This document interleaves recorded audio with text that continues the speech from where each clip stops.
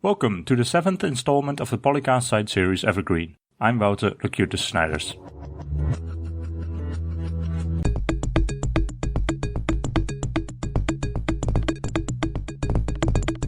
The series' 7th season consisted of 25 episodes and a special, was recurring and extensive coverage of the second Civilization V expansion pack released that year.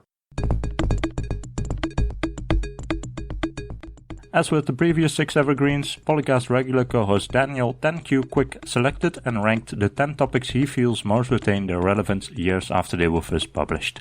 As well, recurring guest co-host Canis Albinus re-listened to the entire season to select the 10 most representative moments for the show. Grab your 4-leaf clovers and your rabbit's feet as we listen in to get lucky. But not like that.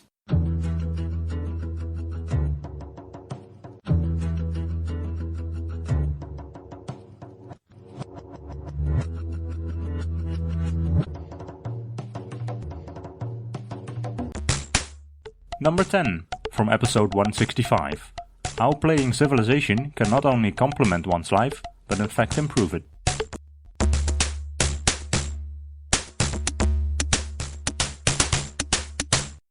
This game changed my life. That's true for me. Okay, but this is also, someone else has said this, it's not just me. Started by LPMC723, capital on the L. I was in the store one day and saw this game on the shelf, and yes, this game being Civilization V, at least I assume, seeing as how it was in a Civ 5 forum. $50 being the price, I was a little unsettled to say the least. I decided against it and went home. But the game never left my mind, so I looked online at some videos and read some reviews, all of which made this game look amazing. So after a few days of debate, I figured this game was more than worth the price attached to it, so I went back to the store and picked it up. Now let me explain how this changed my life. After a few weeks of playing this game, I got so fascinated with ancient and past civilizations that I began to read up on them, and I studied a lot of world history and read as much as I could because I became so curious and fascinated with things. All of this led me to think about my life and what I was doing. I was 29 years old with a job that paid next to nothing, and I couldn't make ends meet on some months. So I decided that if I'm studying all of this on my own for no reason, why not do it for real? So I enrolled in college to make something of my life. I'm now a few months short away from having my associate's degree in business, and after which I will have a great, decent-paying job lined up that will see me set up to continue for my bachelor's degree. And I assure you, all of this is because the game sparked an interest in me to study history and got me thinking. And my favorite response in the thread was from Kamikaze, who was a guest on episode 83 of PolyCast back in 2009, where he says, "It changed my life too. I used to be a productive member of society." For a productive member of society. We could all say that. It changed our lives. Look up Steam. 700 hours of Civ 5. Oh, God. Just 700? Seriously? I think I'm only 700. Hey, no. All my hours are in Team Fortress 2, you know. Well, yeah. Well, 700. You are a lightweight, sir. Lightweight. Yeah, you have not had your life changed. You may go back home. Okay. Just because I don't have that many hours. Like I said, I may only have, if this thing will ever load, it's like 500, 600, 700. I've got 1,500 in TF2. There's my life. Oh, so you've wasted 1,500 hours in TF2? Yes, another 600 on top of that in Civ 5. Hey, guys, look at it this way. At least there's no counter to tell us how much time we've wasted in Minecraft. Yep. No, Raptor tracks Minecraft for me. Oh, dear. Well, yeah. Well, I would say we should give Chris some slack here. What about previous Civ titles? Give those at, discounted rate. No, all my Civ 4 hours are tracked by Steam as well. I'm a late bloomer to the Civ. Yeah, see, if you take your TF2 and then you add it to your Civ, and then even if you add your Civ 4 time, that still doesn't add up to my official Civ 5 time. And that's just the official one. That had nothing to do with the unofficial stuff, the side stuff. Yeah, well, the Gods and Kings. Oh, God. Yeah. No, I don't think you're. I don't think your life has been changed. I'm a lightweight Tarzan, but still. I only have 460 hours played, but then I've played some offline, so. Yeah, I've got 1,250 in Civ 5. Civ has definitely changed my life. If you're wondering, Dan, how is that possible? Look, you're listening to this podcast. Yeah. Welcome to PolyCast. Mackie too. But this helped me do. Well, let's see. I took over a Civilization fan site here that I looked after for almost 11 years. It got me to the point where I was the director for not one, but two gaming networks. I was able to write for a strategy magazine out of the United Kingdom for a year and a half.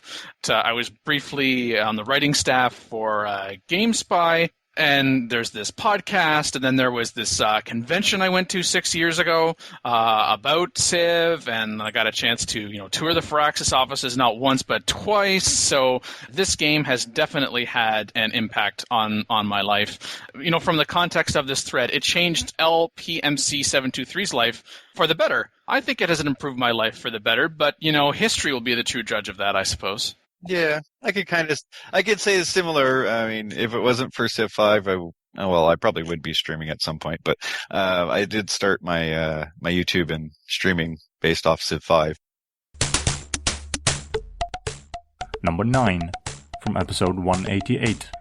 Permitting works to gain experience and promotions, like military units, get some attention. We have a thread here from Captain Patch on Civ Fanatics, who brings up the question, should we give experience and promotions to workers? He says, unlike the other small or civilian units like Great People, Missionaries, Inquisitors, etc., workers persist after their first use. They stay around the entire game, and they have specialization just like military units, but they don't get promotions like military units do. So he believes they should add a set of worker promotions to reflect their developing expertise. He suggests 3 promotions in a row, removing 1 turn for project duration on each one. Another set of 3 promotions, adding movement points for the first one for everywhere, the second for traveling on roads, and the third for when fleeing nearby enemy units. And the final one he suggests is stealth, so they don't get spotted by enemy units. Don't mind me building this giant fortress. Dum-de-dum-de-dum. Stealth fortress. There's something to be said about comparing this to military units, though, because with military units, the rate at which you get promotions varies a lot based on what you're actually doing in the game. Whereas with workers, you're probably using them to make improvements as much as you can. And if you're microing well, there's not going to be a lot of variance there. So basically that would just wind up being a global buff to workers. I don't know that we need that per se. So unless there's some way to make this a bit more dynamic, I don't see it in this form. Yeah, well, then there's what do we do with the pyramids, which gives worker buffs, liberty, which gives worker buffs, movement point when traveling on roads and railroads, well, there's tech buffs for that, etc., etc. Yeah, it's kind of, there already is experience for workers indirectly through those things, as opposed to directly from it as the workers do. So I guess it becomes a question of where do you want the experience to be reflected? And quite frankly, I prefer it as it is right now, because this is a non-military unit, like is pointed out. So yes, these units do stick around, unlike, say, workboats, or Great People, or Missionaries, or Inquisitors. I suppose I could be convinced otherwise, but like the specifics in terms of the promotions they get, like -1 turn to project duration, wow. I know we can't stack workers, but still, I think that becomes a bit too much if you start doing the math over an extended period of time. Well, and there's the little issues like, unit pillages a tile, you instant fix it, and it pillages the tile again. Oh, that fun little thing. Combat workers. They're almost like combat medics. I mean, they're not going to patch that out? I thought that was going to be patched out a while ago. Well, it takes such a specific edge case for that to even work, like, sufficiently, that it's kind of, But if you give them experience and also give them these minus turns project duration, like -3 turns to project duration basically means you can build most basic tile improvements in 1 turn or instant. And if you have a unit that has no movement cost to pillaging, just pillage. Don't mind me. I'm just going to master boost. Granted, I would suggest that he was probably thinking that we would remove, say, the Liberty side and the pyramid stuff and whatever tech-based things, just to give them a benefit of the doubt, so that it's not stacked on top of that. And in that respect, Maybe. Provide some incentive, some minimal incentive to build your workers earlier then. Yeah, and, choose an experience tree. I'm not sure reductions to project duration should be there. One promotion could be, instead of being captured, it auto moves to the next tile, because, workers can be grabbed right off the mark. It's a no-cost thing. It seems like by his logic we should be giving every unit on the field that's military a promotion just because one of them gets a promotion. Or because they exist. Yeah. Build military units early and upgrade them, and you should have, hardcore veterans by the modern era, even if they just sat in your capital. And besides, when a worker completes a train improvement or repairs something, it's really giving benefit in other forms, from food and production and science and movement and trade and win. Yeah. Potentially. So the individually, it's a bit more abstracted. The experience by workers is reflected otherwise in the game in those more general things, as well as more specific things like wonders and social policy trees. But, if you want to go that way, you could do promotions like 33% less project duration for working in a jungle or something like that for specialties. So you can think of it that way rather than just a direct project duration reduction or other stuff. But yeah, realistically, workers are not meant to be that useful. You're not supposed to be Uber. Yeah, they already do everything to make your empire bigger without actually using military units. So making them even better and therefore getting a better empire out of it faster kind of throws balance off, causes other issues. It's 6 half dozen of the other, but the way workers right now, I don't see that it's broken. So if something isn't broken, it doesn't need to be fixed. Number 8, from episode 172, making an eliminated save's return from and in the same game meaningful takes consideration. Life, a glorious life. We have brought them back to life. Hey. Shoot it before it spreads. Zweirzor, or Zweirzor, maybe. Zweirzor wants to talk about the recalling to life mechanic. He has an idea that, and Phil has to close his ears at some point. Yes, he has to close his ears. I know where this is going. Yeah, so apparently reviving a conquered civ, one that's been completely wiped out, is more of a fancy thing you do because you're bored than good thing to mess with your rivals. So basically, bringing a civ back to life is there just for fun, as far as he's concerned. And other than a diplomacy victory, because they will vote for you, in general, they're kind of a waste of time to do that. Though, you can always hand them cities, you can always hand them units, and if you really want that recalled to life civ to be of value, you can just bump them up, and then there will be a value. So the problem is what he had a problem with, of course, and where his suggestion comes in. He'd like to suggest either giving the recaller an option to boost the recalled, as in the one that got brought back, with known technologies, or automatically push freshly independent at similar level of technology to other civilizations. Self-balanced by lack of economy. It takes some time for new civ to catch up with the rest of the world. Depends on difficulty level. Or at least give them a temporary boost to military production, which never made sense to me. If we walked in and gave Lithuania back its independence, would they be able to produce new units? No, you'd have to build that. Stuff like that. Anyways, this suggestion is backed by written history. It does know many cases of countries gaining independence after many years, up from decades to millennia, but not a single case of sending mass-produced spikemen against tanks in the modern era. So basically his idea is give the liberated civ techs, and later on in the thread it says, we should do tech trading because that would solve this problem. I know, yeah, the tech trading, that was Hal Cyan too that said that. That wasn't the Yeah, it wasn't the OP.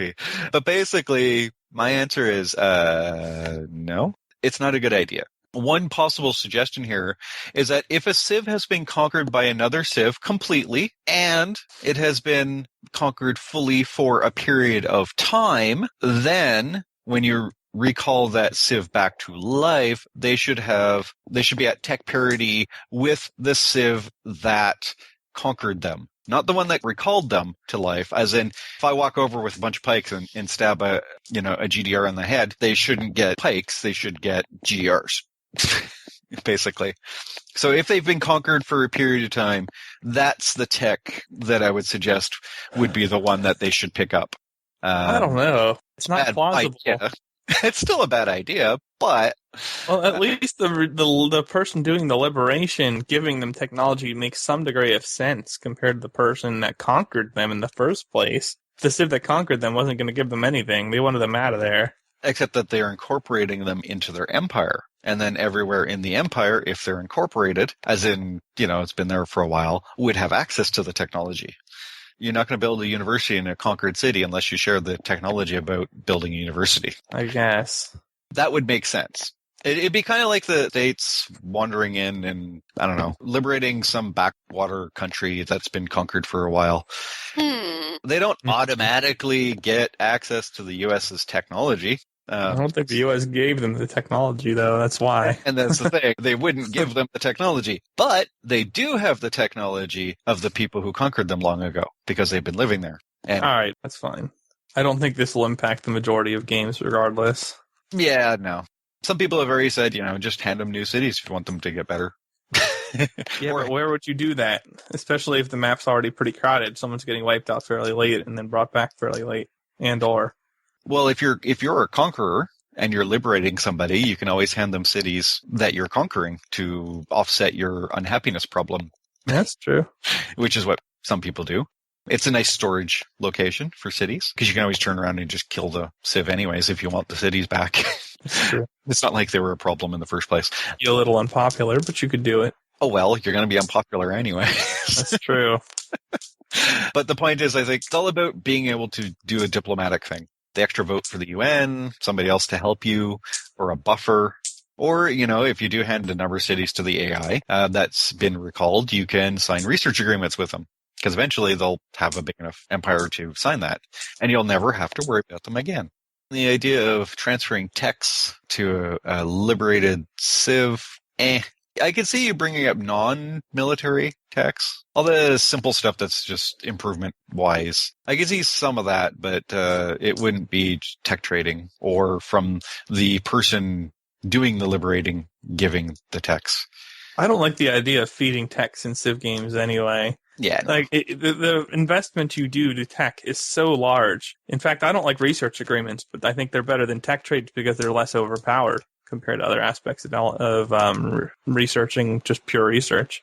But when you have some mechanic where you can take all this hard work and instantly transfer it over to another civ, the potential for abuse or for getting completely and utterly screwed is just enormous. And it really does break the game to some extent. Like the importance of strategy versus, I got this guy to hand me a bunch of techs, or, I handed this guy a bunch of techs and now he wins for me. No, I don't like that setup. Remove something from the game that's otherwise there, which is the importance of your turn-to-turn choices. I don't know, maybe for a short period of time, the revived Civ could have if they had enough and they were, they were able to get it, like a discounted research agreement, either in terms of gold cost or how much in terms of the science output that they would be able to get, assuming they got to the end of the research agreement. I could see that possibly, not from now until the end of the game, once they're liberated, of course, but just in the short term, as opposed to, outright gifting tax. Screw it, just give them a 50-turn golden age. Yeah. All settled and done. Done. I guess if that gets brought back, tends not to have a great city. So Golden Age, when you're making 0 or less, isn't really going to help you much. Yeah, 50-turn Golden Age, troll all. It's good. 0% of 0 is. Everything is settled. I mean, some people are complaining that it's like, oh, well, whenever possible, when you liberate a civ, the wolves are going to come trying to kill them. Well, okay. If you're going to take the effort to liberate a civ, you've taken personal responsibility for that civ's existence. For at least the period of time it takes to get them up and running. So don't complain if they get wiped out because you wandered over going, we liberated you. See ya.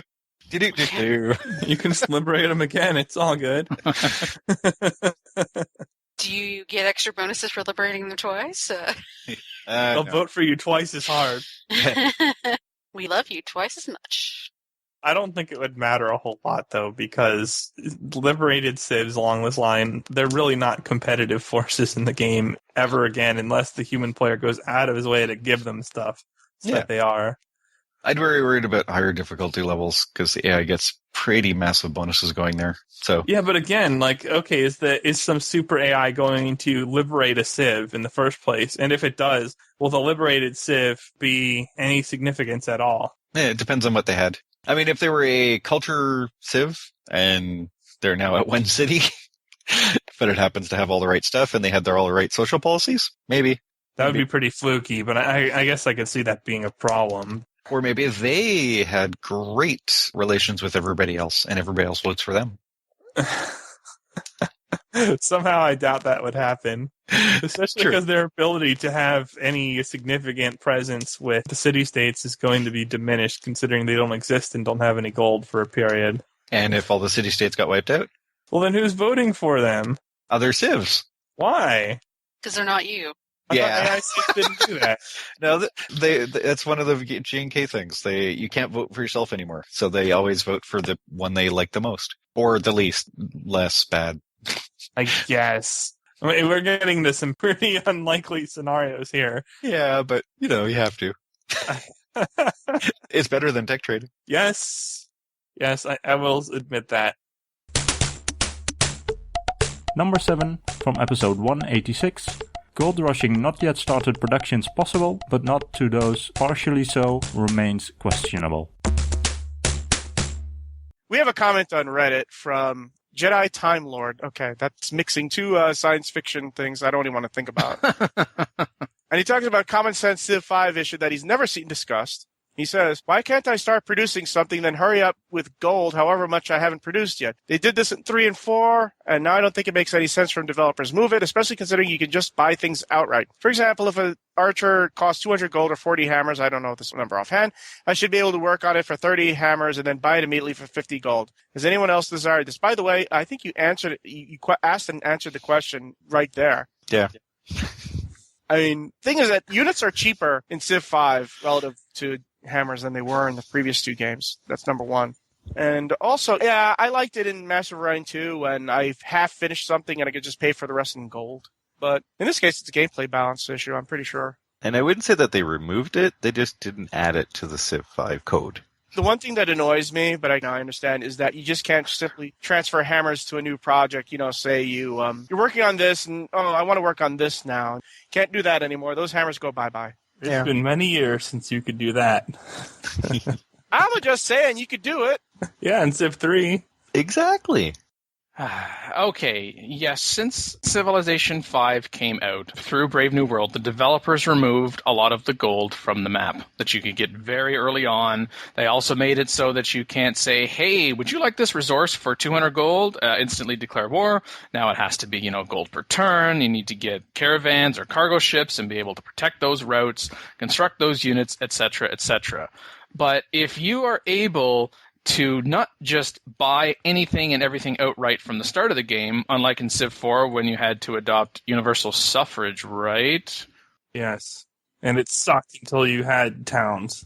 If you had it so that gold could also be used as a substitution for partial production as well as production. Okay, can I troll this at the extreme? Venice? Okay, excluding Venice, which is the extreme. The trilliest gold civ of all.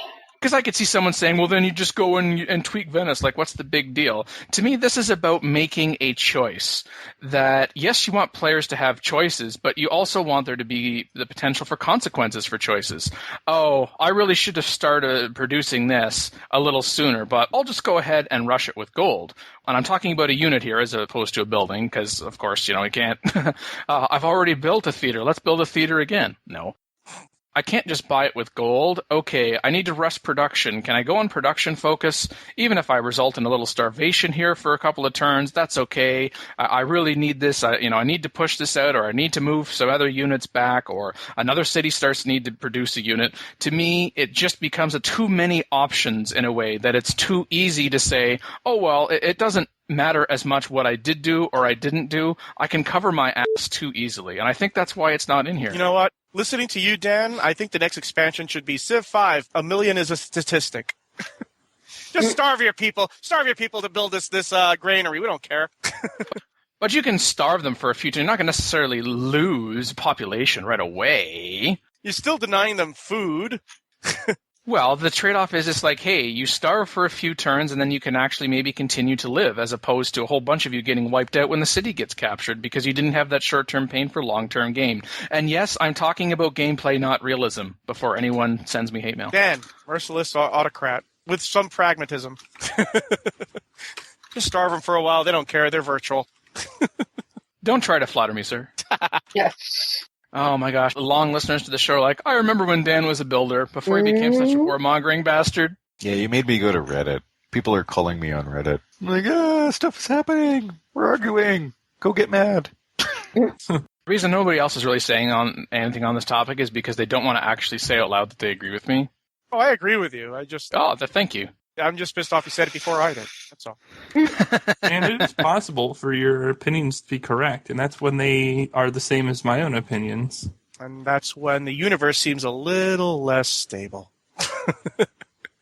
Well, I wasn't very stable to begin with, so I don't really think that's much of a concern. Oh, you belong in a stable. I'm sorry. I don't actually mean that. I just needed to say it. You couldn't let me say that without me jumping right in there with that, even if it was true or not. Number 6, from episode 171, when the Civilization developer responds to fan preference for game expansions over downloadable content, it's noticed. How about sales numbers? They can listen to that and realize, this wasn't such a hot idea. That is something worth listening to. That was a topic I posted over on Strategy Informers. The title of the article is Fans Didn't Just Want to Buy Civs with DLC, and the Gods and Kings was extremely popular. It's a short article, but the important part is they thought it would be an easier thing just to put out some a la carte civilizations, but everybody's like, no, can you give that to me in a bigger pack, or maybe, especially a bigger pack that has, gameplay with it? Yep. Wasn't there gameplay with each one, though? It was a scenario. Yeah, but not a real... Not a mechanic like religion or I understand that. roots or... People always look for tweaks to the core gameplay. I'm actually happy with the community that they really pushed for more full-blown expansions that were then successful. That was a good thing for the game in general. But we've seen this before with Civ 4. There was 2 major expansions in Warlords and Beyond the Sword. It's not new. Even the timings of how they've done it isn't particularly new either. No, but there was concern that they wouldn't do it and that they would go to a DLC-only model. Okay. And that's only really viable if the DLC can add strong features similar to what we'd see in an expansion, which an expansion's probably a better model for it in terms of development, I think. I have no issue with them releasing new civs and new scenarios, single-player mods, and that kind of thing, because those are fun, and there's challenges with the achievements. Yeah, there's no problem with that. I have no problem with that as long as they're accurately priced. Yeah, and that's what some other people have complained about as well, at least on the forum, is that the price, if you bought every single DLC up to the point of Gods and Kings, that it was more expensive and you got less civs and less stuff in comparison to the price of Gods and Kings. Well, all these things are relative. I mean, I bought everything separately. I bought Gods and Kings separately. I think I must have spent in dollars, best part of $100. And then the gold version comes out, and for a day, you can buy it for $5 or $10 or something. So, hey, that's how it works. That's life, That's always life. So if you wait point where no one's playing a game, you can get it really cheap. That doesn't mean that and no one's playing the game.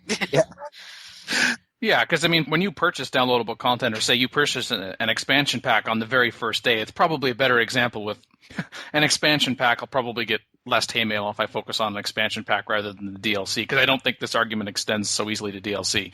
To me, you're not just paying the price in order to get that experience period. You're getting that time. So the time in between when the expansion pack comes out and then it's heavily discounted, yes, you've got it for a considerable discount. You didn't pay as much money, but you didn't also have that time in between when the expansion came out and the time that you purchased it in order to play. So you're paying for the time. You're paying for more time in order to play that particular expansion pack or that additional content before somebody else, either completely or until they wait until it becomes heavily discounted. And we know that Steam loves their heavily discounted sales. But the strategy there, Dan, is to not buy it when it's really expensive and new. Watch Mad Gin videos on YouTube so you become an expert, and then buy it in the sale. Boom. Beat everybody with all his training. And it's cheaper. It's cheaper. there's a fine balance between that, though. But you didn't get to play it. You didn't get to play it. You can take advantage of gameplay situations that may then be patched in the future, whereas if you wait, then you are not going to get that pre-patch experience, which either might be more exploitative. Some people might actually use that word. You were doing so well before this, Dan. You were giving a sound economic argument, but Right up come until on, that man, one. really? You missed out on the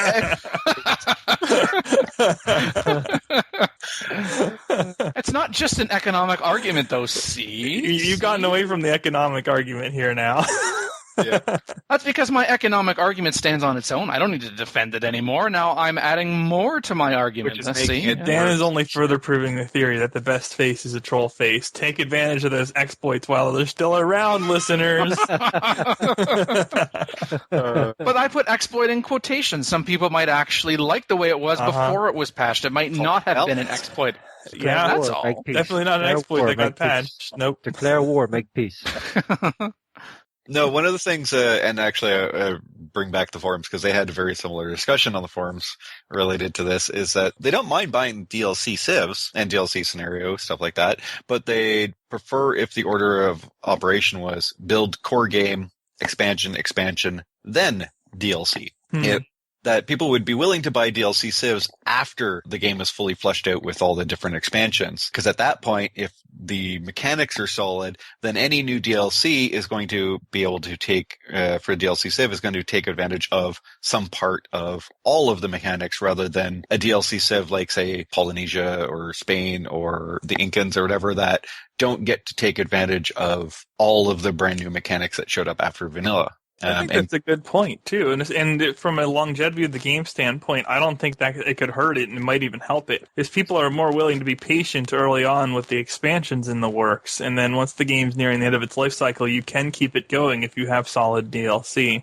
I prefer they just patch the game in between releasing the expansions instead of releasing DLC. Patch it so that you fix the issues, you fix the little bugs. Focus on that rather than making money, and you'll make more money when you release the DLC. I mean, look, I don't know what their business model is, but Civ 5 is an awesome game, but it has issues. And I think when they released the next version of it, we got bad reviews when it came out, it's vanilla. Okay, so that turned a lot of people away from thinking about it, and it wasn't an accessible game for new people into strategy games, certainly turn-based strategy. So when you look at the expansion, how much better is that in terms of attracting new gamers to the game? And do the patches in between vanilla and, say, Gods and Kings and the next one improve it in that way? And I don't think they have. I think the patches they've done haven't been very good, in my opinion. And I'd rather they focused on that and then maybe get more people playing the game. They put out more patches than they put out DLC before Gods and Kings came out.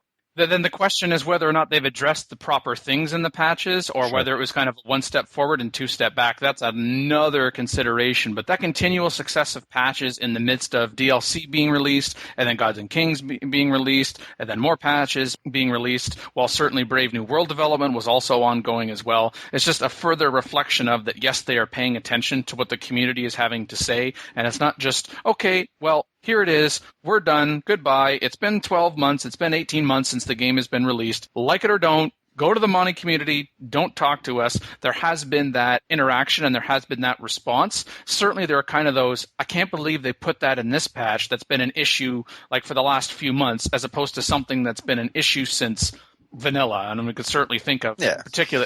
That's getting more into the nitty-gritty details, but certainly it hasn't just been, let's just do DLC, let's do expansion packs, let's not focus on fixing what is already out there. And I also remember part of the arguments that some people were saying in the community was, and I'm not saying this is the best way to approach it, but I think they were probably looking at, let's see if people are willing to pay for downloadable content, and if there's a strong enough interest in that downloadable content, which are just kind of little things, so we can be working on patching and we can be working on this new downloadable content, then if there is that money and there's that continued interest in terms of the response we're getting for the patches, people purchasing the downloadable downloadable content, then that can then fuel kind of an upfront cost for a particular expansion pack, and then see, okay, now that expansion pack is out there and the downloadable content has already been out there, how have sales of the expansion pack compared with downloadable content, in the short term as well as the long term, and then make a decision on what they're going to do after that. The DLC model would have worked if they'd got an 8 or 9 out of 10 game from the start instead of a 6 out of 10 game. Well, there were some people that rated it 8 or 9 out of 10 actually at the outset. Yeah, let's not talk. Let's not go there. Let's not go there. But stuff. But you know what I mean. Like if they work. got a game that was more broadly appealing to, I would care less about broadly appealing. Let's just say if they built a game that was solid and worked. It didn't fall over it had a client server technology or something like that rather than this peer-to-peer stuff we've been dealing with for 10 plus years. Yeah, just make sure that maybe they had a game that worked. Yes, that would have been nice. As the basis. Indeed. It's a little like I don't know if you guys have followed SimCity recently. It got terrible. I've heard of stuff about it. I've read some stuff. I don't want to go on about it. No, it is not to be mentioned on this show. Well, it got terrible reviews. Because I remember in SimCity 2000, man, those were the days. The original SimCity was great. True. Period. Good enough. We have adequately addressed SimCity on our SIP podcast. Dennis actually mentioned in the interview with regards to fans didn't just want to buy DLCs. You know how Beyond the Sword felt when it came out? It felt like this complete experience being Brave New World. So we'll just have to see what fan thinks of it when it comes out, but we'd like to think this is going to be one of those things that just wraps it up as a complete experience, but of course there's an asterisk beside that because we already know that there is to be a fall patch. So it doesn't mean that Brave New World is kind of the be-all and end-all of everything, but I think might be getting at in terms of what happens after Brave New World comes out and after the fall patch, or maybe even in between Brave New World and the fall patch and then after the fall patch. What will Civ 5 hold? Will that be Civ 5 complete, like it ended up being with Civilization 4 with Beyond the Sword, with the exception of a couple of patches afterwards? Time will tell. Number 10 from episode 178. All right, I think we're actually about to begin. Oh, there's Mackie. Hi, Mackie. It's time for us all to settle down. Nope. Everybody needs to settle down. Number 9 from episode 184. My favorite one to look at was it counts the number of times you have constructed certain wonders in the game. And for me, I've constructed Notre Dame 23 times, the Oracle 25 times, and the Hagia Sophia 24. There you go. And what's your bullied gold stat? Yeah. It is 123,007. Jesus, what are you doing? He bullies them every single time. It's a bully. Why do you do this?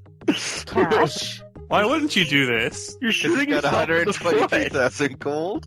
The negative consequences are pretty minimal because your influence is going to restore. They're going to easily forget after a little while. Whereas, see, I've only got 2,055. Probably have like 200. Number 8 from episode 186.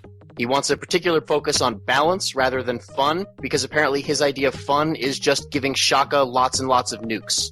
That would be fun. He's right. It's like giving Phil lots of nukes. You know what the result's going to be. Well, he mentions me directly in this comment, so I mean, whatever. Oh, okay, that's what TMIT is. All right, there we go. Yes. Yeah. That's how they spell Phil on the internet. This specific Phil is spelled TMIT. Number 7 from episode 165. This is why someone else needs to introduce this topic, because it'd just be a mass editorialization.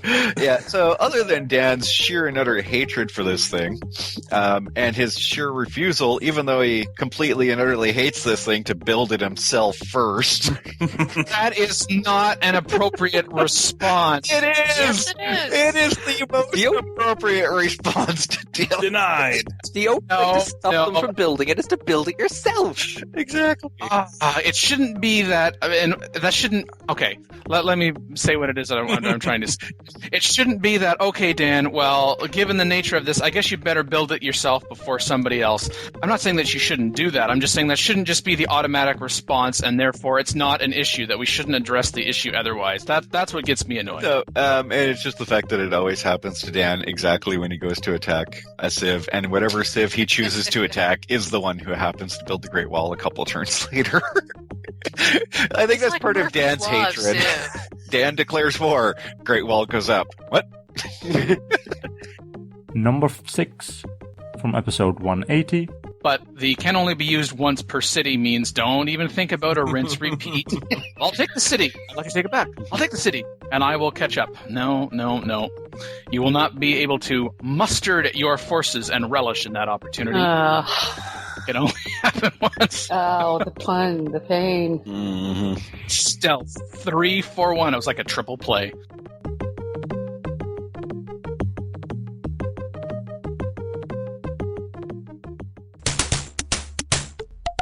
Number 5 from episode 185. Comparing and contrasting views on turn-based strategy development by 2 companies in the field, including Civs. Thomas Johansson, who's a project lead at Paradox, and talked to Ed Beach and Dennis Shirk from over at Firaxis, who we've had on before, to talk about their different approaches to games. So they have the examples of Civ and Europa Universalis here, which are, they're both strategy, but they're really, really different. This is an interesting article because 2 very well-known companies for strategy games, and all strategy games are not created equal. Strategy is already a segment, of the gaming population, and then Paradox focuses, I think, even more on kind of like more of a niche within strategy games where you get into a lot of the micromanagement and technical stuff. But still, there are places where they agree and where they disagree, and that's what the article sets up. You try to compare like things as possible, and sometimes you get different answers.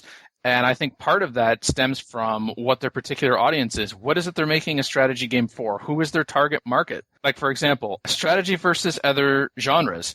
Paradox says, well, the focus of development tends to be more focused on making a working game world. Whereas you go over to Firaxis and they say, well, no, it heavily relies on underplaying a gameplay system and mechanics to convey the fun of the game. Yeah, screw your world. We'll do that last.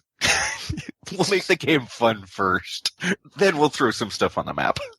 Wait. That's a revolutionary idea. The game's fun first? What? Well, you also have to keep in mind, we have to frame this so that people who usually just play Civ don't get this weird idea about Paradox. The 2 types of games that are being discussed here, Civ versus, say, EU or CK2 or, all of that stuff, they're actually 2 completely different games. Paradox does the grand strategy, more historical simulation style of strategy. Yeah, I would go simulation. Yeah. Where Firaxis does that we pull from history, but that's just names and places and stuff like that. Everything else after that doesn't really matter. Yeah, it's more of an abstraction. Yeah, Paradox seemed to be more focused heavily on you recreating history or only changing it slightly, while Firaxis is like way alternate history. Reimagining. Well, you can do alternate history in Paradox, yeah, but as we've seen from you trying to play the Cherokee, they try really, really hard to make you suck. Yeah. The approaches are different. All of the games from Paradox tend to be mimicking history, and it does allow you to go beyond it, but it's more like, it's an Earth map, or it's a map of Europe, or it's blah, blah, blah, and, all the pieces are in there.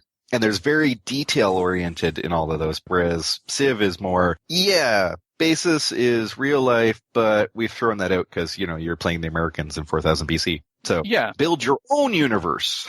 There's no one answer to how you make a strategy game, just like there's no one answer to how do you make eggs. Exactly. So while they are very similar in using the word strategy, they're not necessarily the same approaches.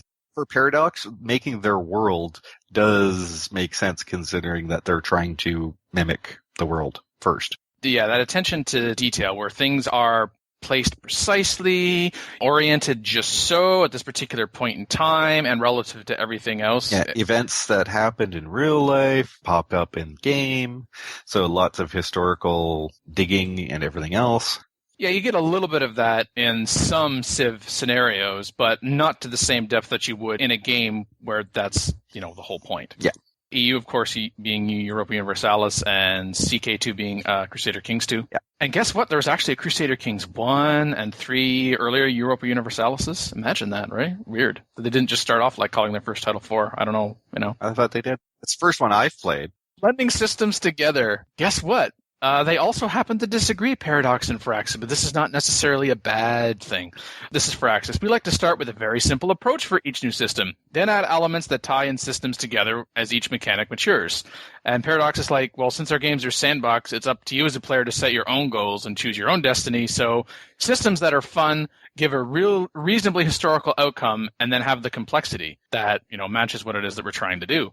So you might be thinking, do they agree on absolutely anything other than participating in this article? Yes. Playtesting systems. This is actually the one that I found the most interesting because it's kind of moving from disagreeing to more agreeing. Like Firaxis talks about, like the internal team is always playing the game from the earliest prototypes of the game, ... Whereas Paradox is like, it's something I see us doing a lot more of in the future. Yeah. Wait a minute. Get around to testing our game later. Although, I gotta point out that there was a sneaky compliment for Frankenstein in there from Firaxis. Yes, about the dedicated team of external testers. Well, I wasn't going to mention that because, that's... He didn't want to toot his own horn, but doot. Oh my gosh, Mac, and I used the exact same expression too, almost at exactly the same time. I knew we were on the same wavelength. Yay. Removing fun yet complex. They agree. Like Paradox is like, if things that are too complicated are, in general, not fun. Yeah, like this thing called real life. And then Firaxis says, in general, if something's too complex, it becomes unfun pretty quickly. I'm not really certain unfun is a word, but okay, I kind of get what you're saying. Wishing to restore things. The idea being, is there something that you removed just because it just didn't work? Firaxis is like, well, we remove very little. And Paradox is like, I can't recall any instance where it happened that a feature was removed for usability reasons that I wish we added. So in other words, if we felt that it would work and it was fun, we put it in. If it didn't meet these conditions, then it didn't. Simpler said than done, let alone people maybe agreeing that certain systems are fun or not. But it is their game. Yes, they're going to take feedback into account, but if they're making a game, then they're going to be making the decisions ultimately what to include and not to include. I know you modders are going to disagree with me, but you know what I'm talking about. Modding is a whole separate thing. I also like the patch versus expansion editions. There was a I'm editorializing now. There was a disagreement. I'm not sure if it was disagreement. Just Firaxis is like, no, duh. They're like, patches are a great way to make adjustments to systems, and expansions are where we put in new systems.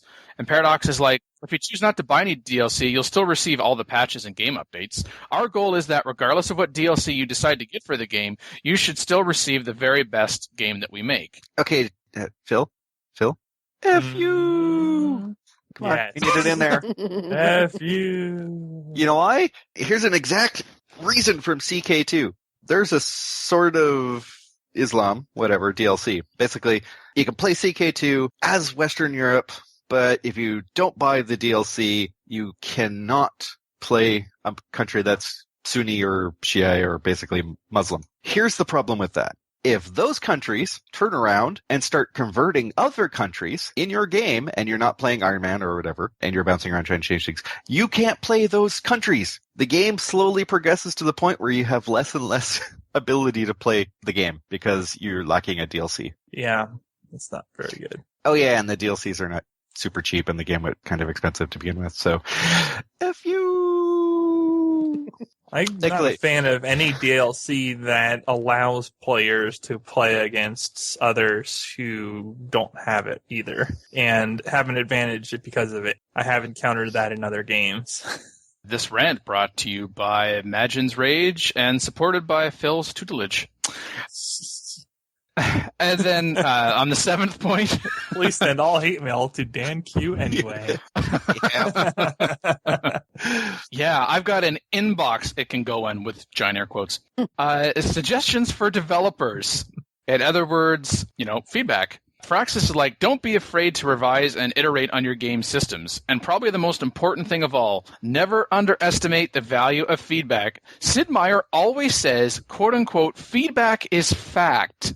I've never actually heard him say that, but that's an absolute statements are absolutely problematic. I've said this before on the show, but okay. According to Firaxis, which means that your players tell you about the game is key to making your game a better experience for them. I think that's important there, for them, because sometimes we've seen suggestions for how to make a better gameplay experience, and we're thinking, well, for you, maybe. Paradox says, never do a feature without first thinking about how to visualize it and why it's fun for the player. The gamers should have the freedom to take their own choices, and they should be able to play the game again and again, where every game is a whole new experience. So basically, Paradox does the old school style of, let's pretend we're a fan of the game or we're a player of the game. Is this fun? Let's do a thought experiment. Firaxis says, hey guys, is this fun? Yes. Yeah, I wonder which approach has been working better. Yeah, well, it's the old school versus the more interweb generation style-ish. Although Firaxis has been doing it long before that, but whatever. And it's an interesting definition to, having people playtesting your game before release from the community. I'm like, wait, didn't you just kind of say something a little different earlier in the article, both of you? But okay, I guess they're a little bit of this, a little bit of that. Yeah. Well, I mean, just because you have feedback internally from an external group doesn't mean you have to actually listen to it. Would Phil like to say something right here? Nothing I can get away with saying. Yeah. That was perfect. There's listing and not listing, and then there's also acting and not acting. Yep. Number 4, from episode 169. Proactive and reactive suggestions with respect to a civilization other than your own running away with the game. There was a topic posted with the question of how bad can a civ run away? And Makaz asks, every game got one or two civs running away in size, science, or otherwise, but what is the worst you have ever faced as such? In a recent game, I received a notification that Korea had completed the Manhattan Project in 1640 on standard speed. Has anybody else noticed some terrible threatening runaway as such? I gotta say, the definition of runaway seems to be a little off. If you have a civ building the Manhattan Project in 1640 AD, standard speed, as in turn 220-ish, you're probably a little behind. As in the A is being slow about it. Well, what difficulty is he playing on? That's the big question. Well, apparently Emperor, but even still, turn 220 at Emperor. Oh, on Emperor. That's not really runaway. Yeah, that's about right. Runaway is where I think somebody else down here posted something. Oh, for vanilla, one continent for an AI, blah, blah, blah. Alex posted a UN countdown at, and then Win was at 212. That is a runaway. Yes. Yeah, the only time I tend to have problems with a runaway AI that I can't control but doesn't just steamroll me is when it's like a continent-style map, something like that. And yes. I have the misfortune of having to deal with my interior neighbors and can't focus on putting a fleet together to go bother the guy. Yeah, when they're off on another continent left to their own devices because they had very little competition or very poor competition. So in other words, either they were able to steamroll relatively quickly and then expand out, or for some reason they were able to take over a couple of other or more other already developed AI, and then it's there sitting there waiting for you to catch up and do the same on your continent. Yeah, that's what to me lends itself to runaway AI potential, and not just in Civ 5. Yeah, you run into like Alexander, it's like 1200 or 1300 AD. He has 40% of the world's land, and he's the only thing left alive on this continent. That's that kind of stuff is runaway. Looking at this, random picture that was attached, that somebody entered the atomic era about turn 220. Yeah, well, that's not a runaway. And the fact that number one person in power is the player.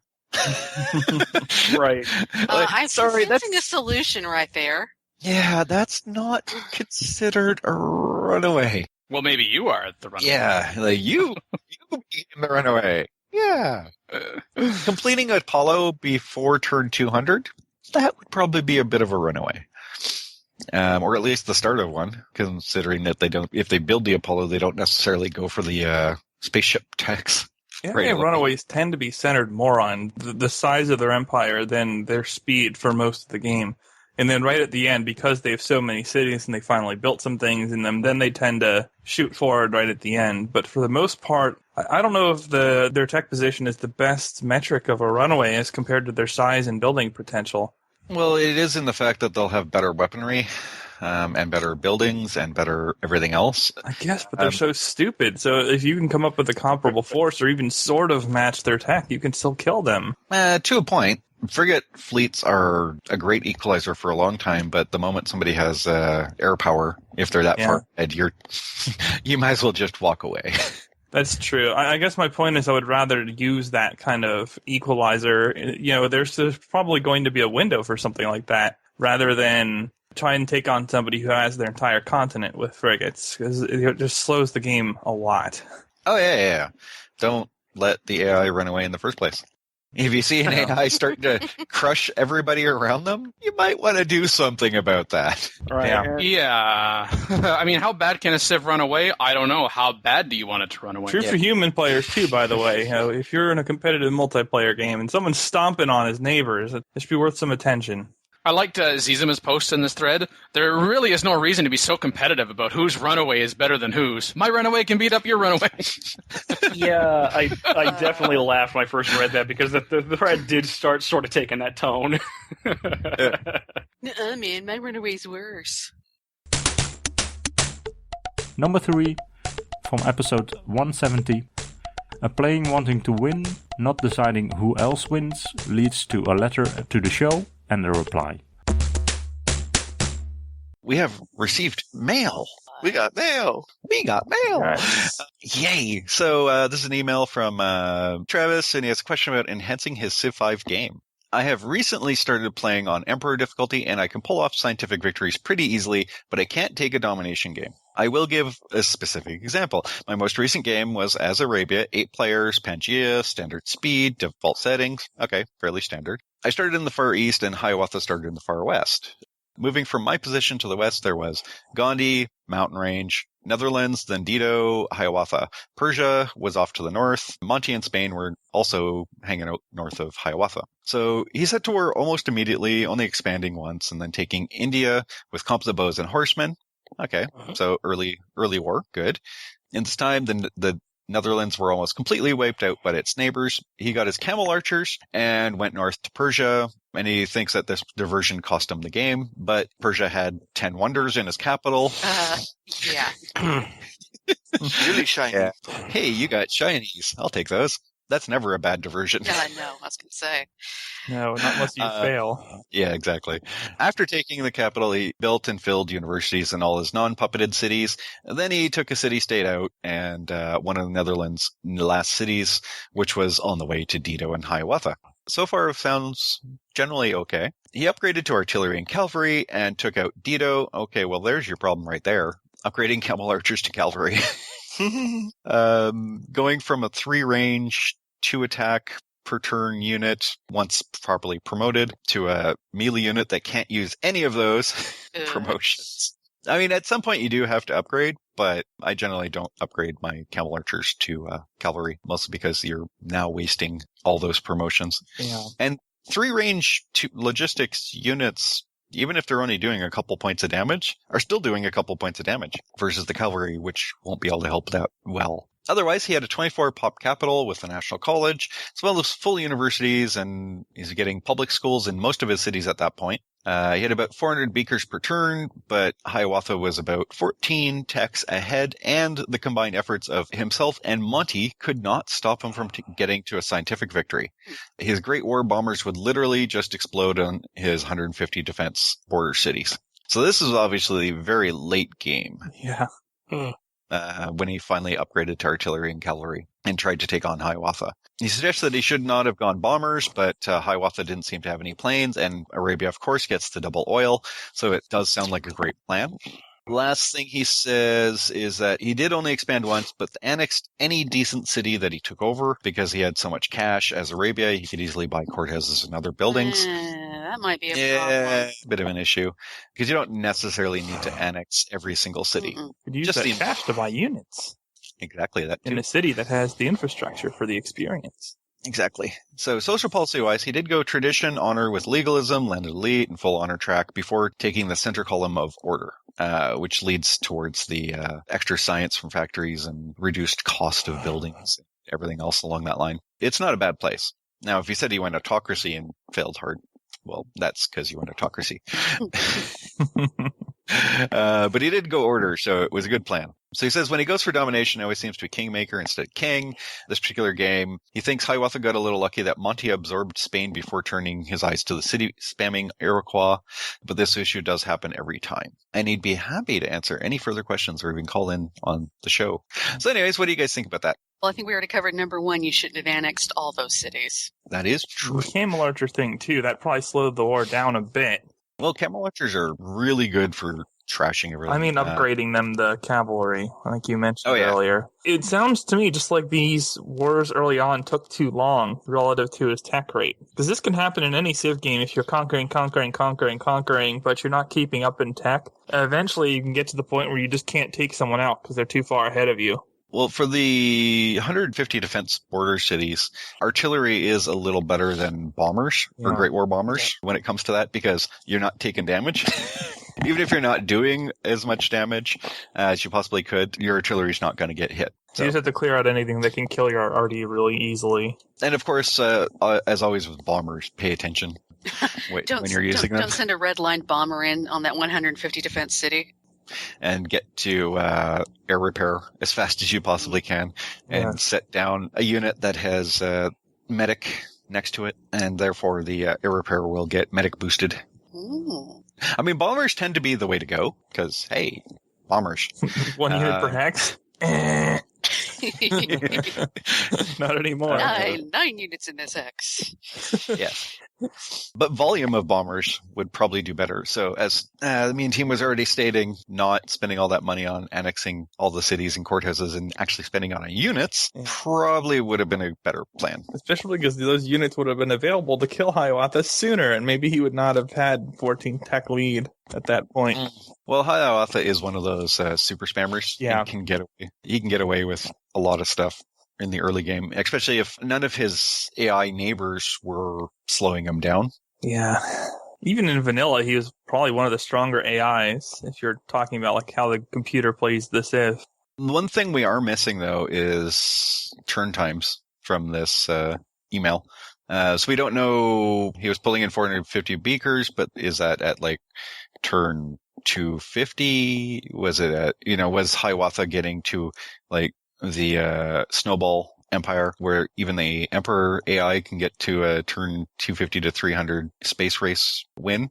Or was this like after turn 300? Was it after turn 400? Yeah. So we don't know where approximately that comes in. Yeah, out of context, beaker values are really difficult to read.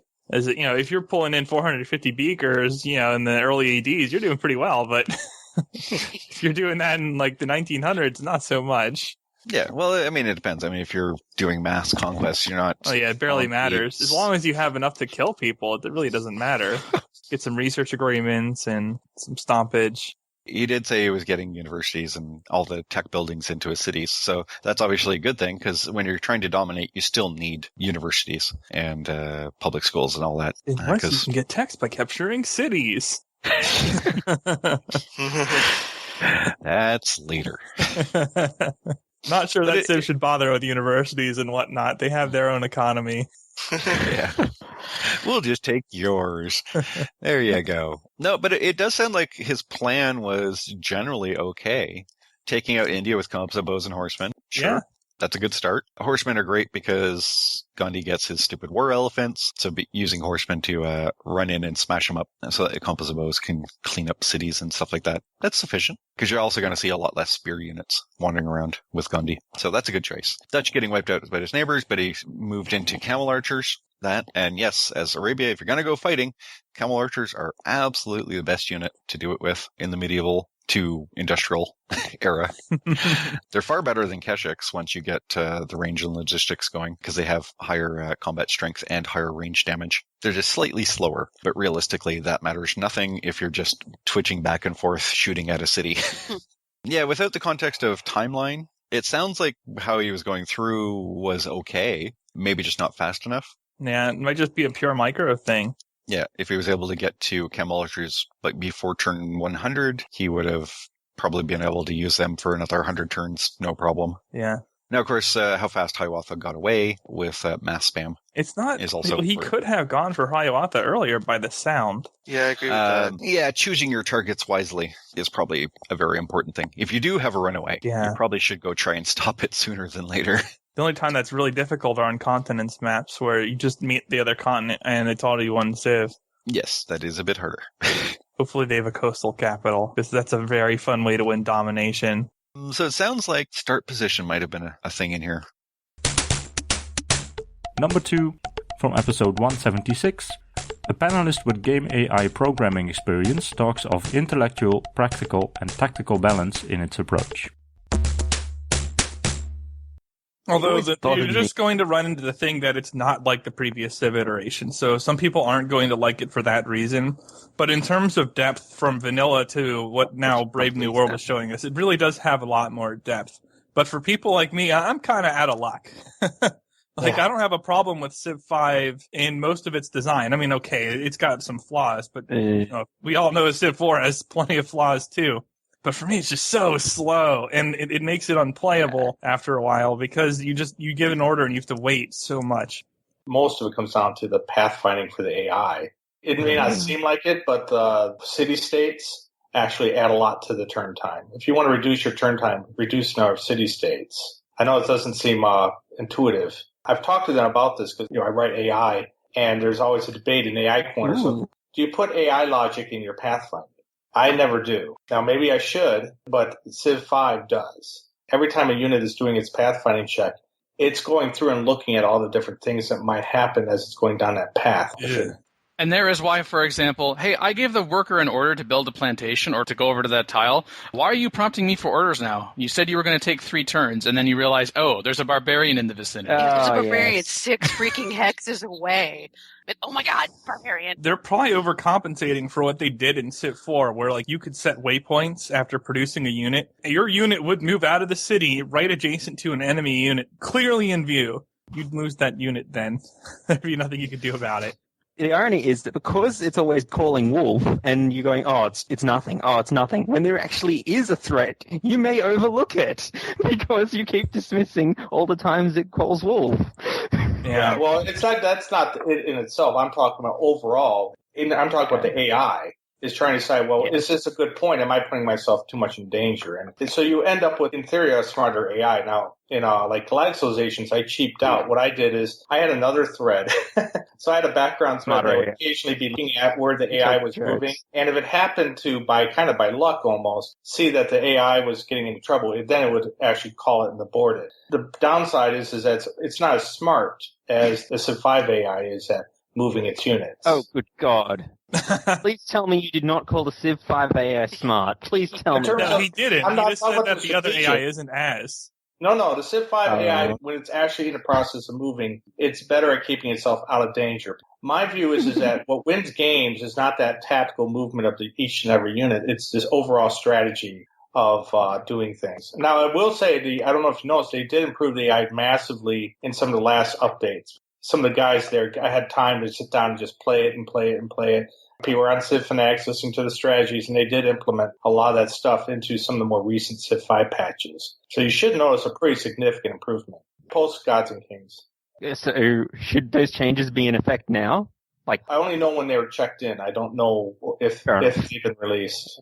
When people say AI, they use the word very broadly when there's really lots and lots of AI going on, right? You have the AI in terms of picking a good place to go, but then you have the AI out, should I even be trying to go there in the first place? In Civ 4, Soren wrote that AI, and that's one of the big differences.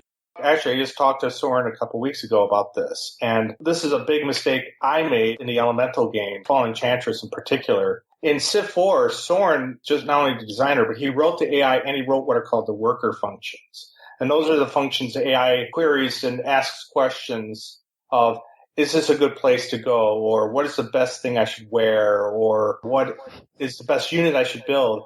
And I went, these are pretty easy functions. I would just have one of the guys write them. And then it turned out there was a lot of disconnect and you end up with some really bad AI. You're calling a function that's returning bad data. And I think in Civ 4, the AI is actually pretty good because Soren did both the AI and the worker functions. Now, how come he didn't have human automated workers function like AI automated workers when it comes to detecting trouble? That really frustrates me. Your workers will suicide at war, but the AI workers never do this. You never see like an AI worker just sitting on a border, making a tile improvement and letting your unit snipe them. Yeah, that's a different issue entirely because that's one's AI, right? AI player, strategic layer, and the other one's more like a unit AI level thing. Yeah, it's like an intellectual AI versus a procedural AI. Like Brad was getting at, how do I move over here because I've been ordered to move over here versus should I move over there at all? Which for the human player, we want the AI to respond to our command. We want to be able to input the command in a reasonable fashion, and then we want the AI to implement that. Like if we say we want you to go to this tile, it's going to show you if it's going to take multiple turns. This is the path that we think that it should take. You could decide to change that. No, rather than automating those 3 or 4 turns, I want you to go here. I will then choose the next 2 or 3 turns afterwards, as opposed to the AI, which itself would then have to decide, am I going to move that unit over here in the first place? And the AI's ability to first decide, is it important for me now, if ever, to in fact move this particular unit over here, versus then, okay, what's the best way for it to get over here? That's what I'm talking about, though, the latter part. And that should be the same between AI workers and human automated workers. In other words, if you just click on a worker and hit the A button for automate, and they just build improvements on their own forever until you interrupt them, it should perform pretty similarly in terms of the quote-unquote, should I move on to this tile, as an AI worker would. Even in RTSs, someone's sitting there killing your peons while they're picking berries or whatever, and you go, why won't they move? They're just, the guy next to them just got slaughtered, and then you get into discussions of what should be in the unit AI versus what should be in the strategic AI. And in Civ 4, the decision was made that moving your workers out of peril should be a strategic AI choice. And how about not moving your workers into peril against your will before you can interrupt it? Again, I know exactly what you're saying. I'm just saying why it happened. Yeah. With the benefit of 5-6 years of hindsight, we can now say it shouldn't have been done that way. That just goes along with automating your workers, though. If you automate your workers, that's what you get. Why you shouldn't automate your workers. I agree, but at the same time, you're putting in a feature in the game that ultimately isn't usable. So why provide automated workers at all if they're so non-functional that they suicide?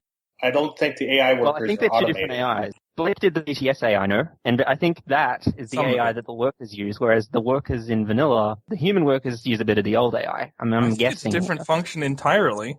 I don't think the AI players' workers are on any automated thing. I think the AI is manually, from its perspective, moving its workers. Because it doesn't make sense, actually. Yeah.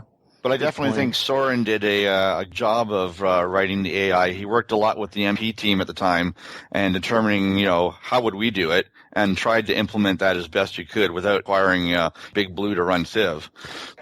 Yeah.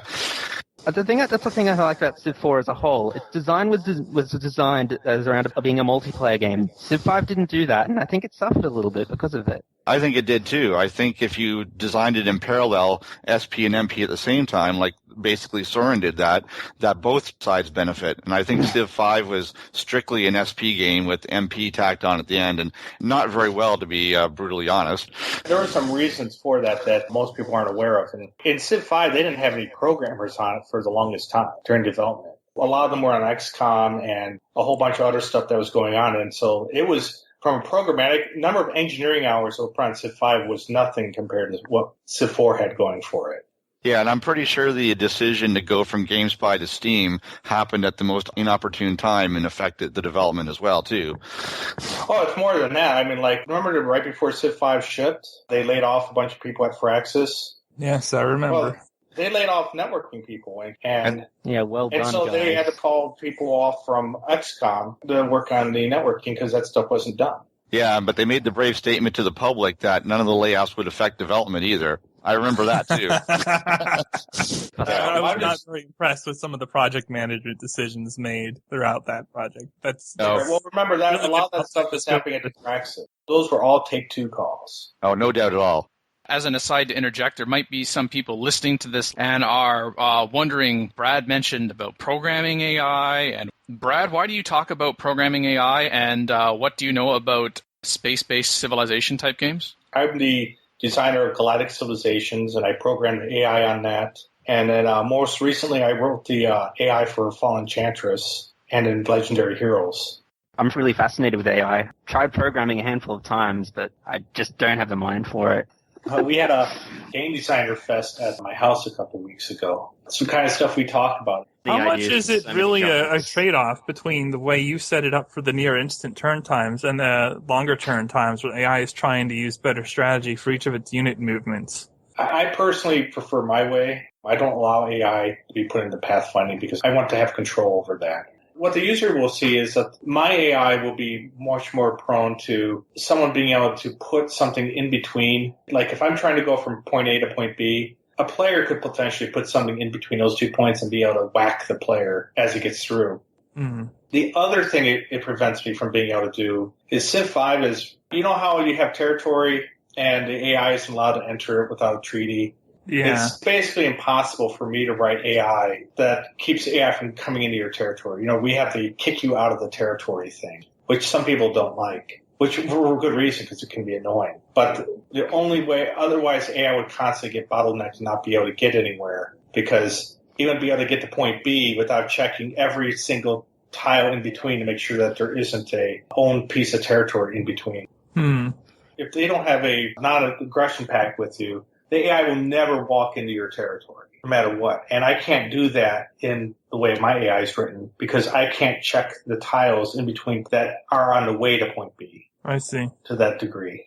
Now, does it have like an auto-interrupt if an enemy does get into the path, makes a new choice? Not during the path finding part of it, when it's actually walking. I see. Part. It'll look around and say, oh, well, there's a monster here. I will go and do something else. But it wouldn't be able to tell there was a monster there normally anyway, right? Because of the fog of war. Well, I mean, even if he could see. Oh, okay.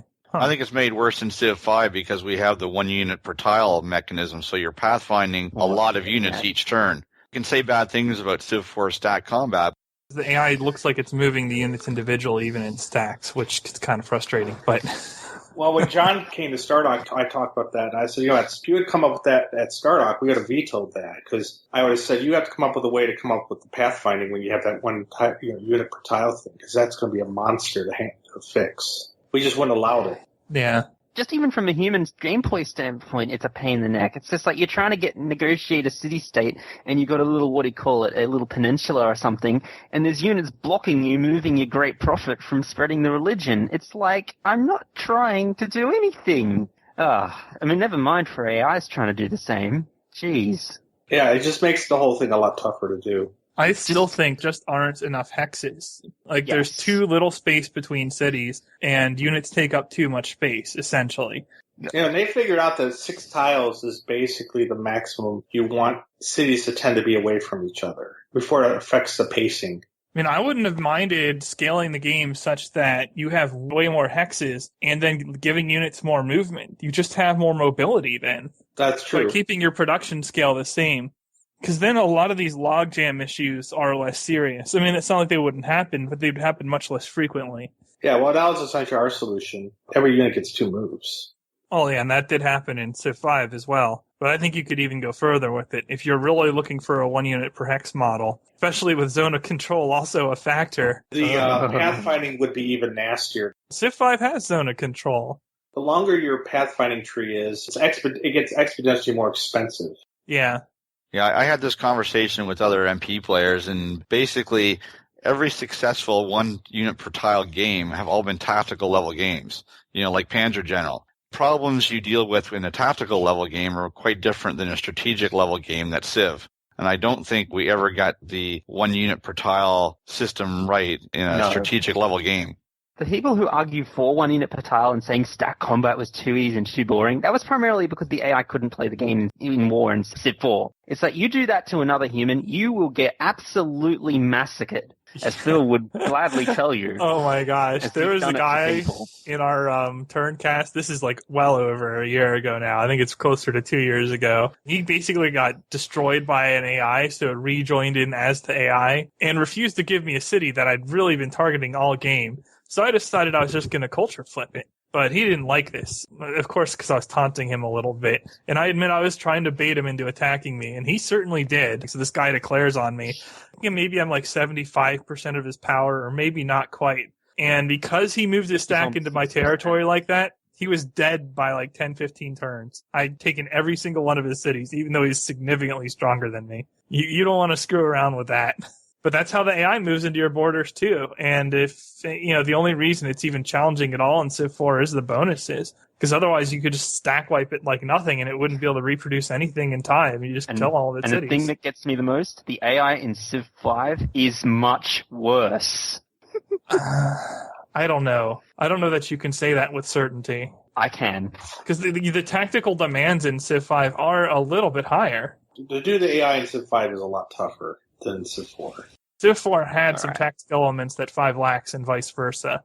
I would say Civ 5 has a little bit more demand there than 4, but not as much as people claim. No. Number 5 from episode 179. What I'm going to do is I'm going to phone Mackie, and then she's going to see the number, and then she'll magically appear. Okay. Oh, wait, no, she magically appeared right now. Threatened to do it. Awesome. You were about to get a phone call. Number 4 from episode 165. Fury Crab says, the line between you exploiting the AI tactics and you just holding your ground to a dumb enemy unit is a bit of a blur. However, it's mostly about setup and intention. No one can stop you from doing it, but I never find it fun to win by pulling off AI exploits. Yeah, kind of like selling all your stuff to the AI before you dow. He also mentions that in his post, as a matter of fact. Dan. That doesn't happen in our games at all. That is not an exploit. Yeah, that's just a painfully obvious tactic. Yeah, it is a painfully obvious tactic. Working as intended. Dan. Number 3 from episode 185. Makalua. Oh, hi. What's up, lady? You're late. I stole your coffee. Nuh-uh, I got it right here. Ha. No. Nuh-uh. No. Don't make me turn this podcast around. Too late for that. Turn the podcast around. No. Okay. You're about to love to feel percussion on your head. Ooh, Mackie's gonna play a song. Mackie's going to touch me. Okay. God. Really? Really? Number 2 from episode 164. Just like in anything, anything that's worthwhile doing is not going to be easy, but it's worth it because, we're worth it, and so are you two, audience. Group hug. I knew he was going to say group hug. Mac knows me well. Mackie and I have been together for 7 years. Hey. Watch out. On the show. Thank you. Right. Watch how you phrase that. Right. I didn't say that way on purpose, Mackie. Mackie's pretty emphatic about how you phrase that thing. I still think we should permanently ally Mackie. If they weren't being entertained, they wouldn't keep coming back, so. True. True story.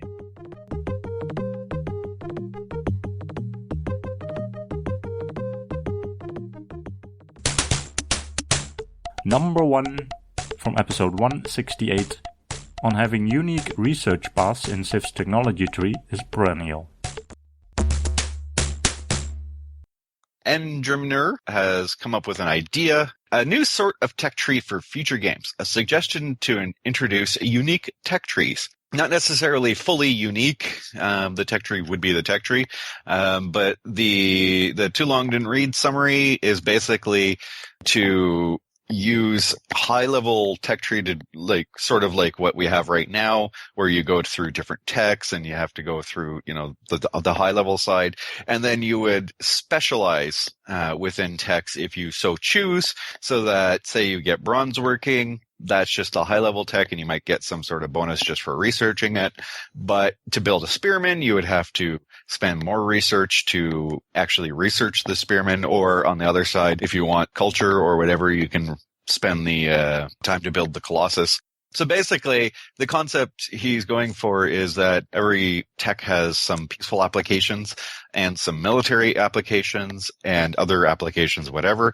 So it just basically wants to not let everybody just hit a tech and get absolutely everything in that tech, but actually take some time to focus. So if you don't really want to do early wars, then you can burn your way through some of the early techs.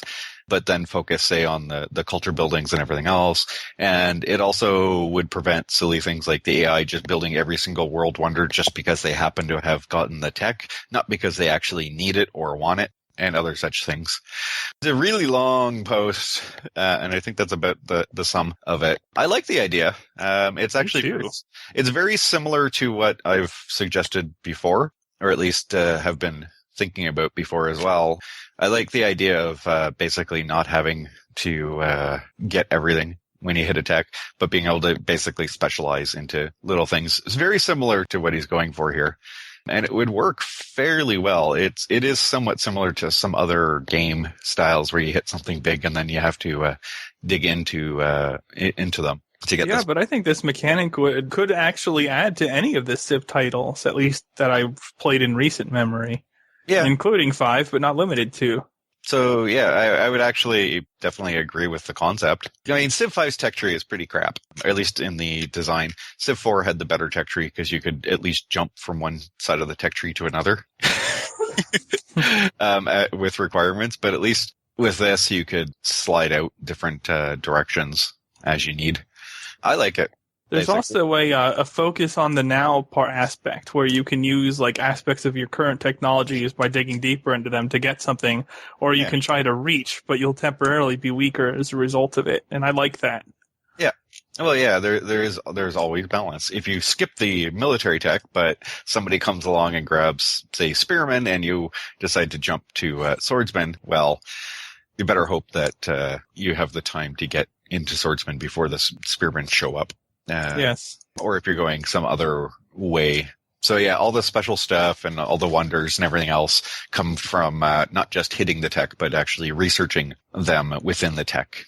I really like it. I like the strategy aspect that would add to the game and the diversity. Yeah, and it would provide some uniqueness.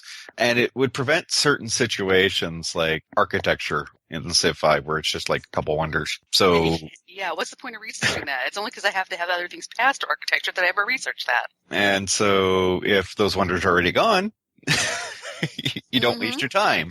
And that would actually work in this system as well. Since you have to research for the particular wonder or, say, the particular building, if you don't have it, well, then you just skip it for the forge. So if you don't have the iron sitting around, then you don't bother researching a forge. And you just keep going, since forges boost iron tiles and all that. I like the suggestion as well towards what's already been said, but just even in more general, the ability to adapt to your particular circumstance is just another measure as a human player, again, to be able to adapt. So if you think you're going down one particular path, let's go culture. Okay, I want to focus on culture. Oh, but now I've got to backtrack and get this military technology so I can continue down the culture path. Really, you're going to bottleneck me? Oh my gosh, just to try to avoid that. And then, yes, I am going to raise this requisite point because it's just naturally that it comes up, especially in a single player. The artificial intelligence, of course, would need to be able to use this. I'm not going to say extremely well or very well. That might be a bit of a high threshold. I'll just go with competently. I think that can be a function. In fact, that might be the biggest obstacle. Actually, it's easy to get them to do it.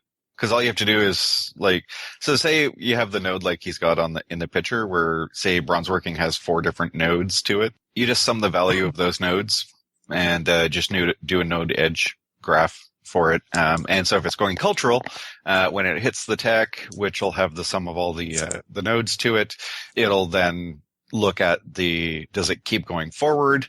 So does the weighting, edge weight, want it to lead forward, or does it need that wonder? And therefore the weighting on the nodes within the tech would let you do it. So there is ways to do it fairly effectively.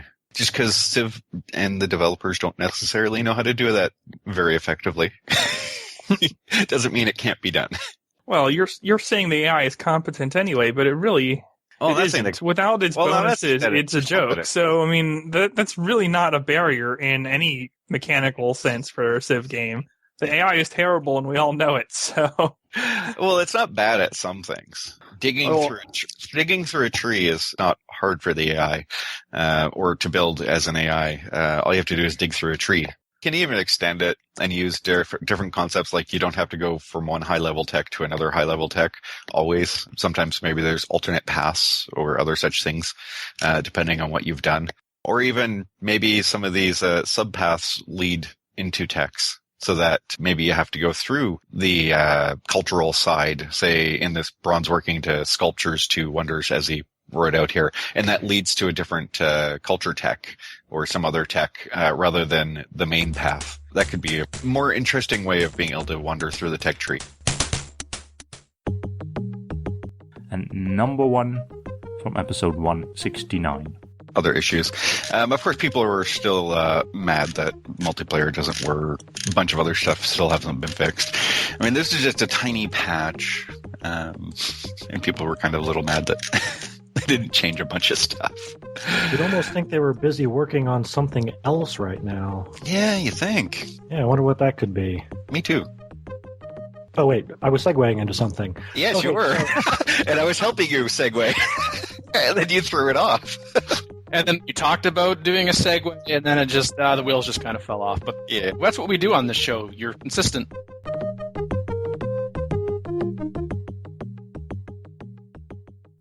Call in today. In North America, the number is 301-637-7659. That's 301-637-POLY. In Europe, 44121-288-7659. That's 44121-288-POLY. The only thing worse than being talked about is not being talked about. For more information on PolyCast, our sibling shows Modcast, Revcast, and Turncast, or about PolyCast in general, log on to the series' official website at thepolycast.net.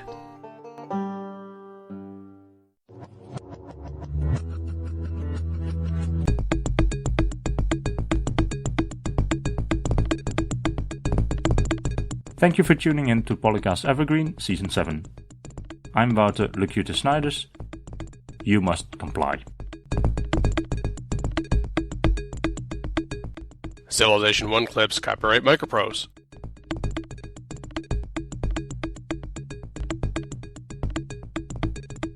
Civilization 4 sound clips, copyright Take-Two Interactive.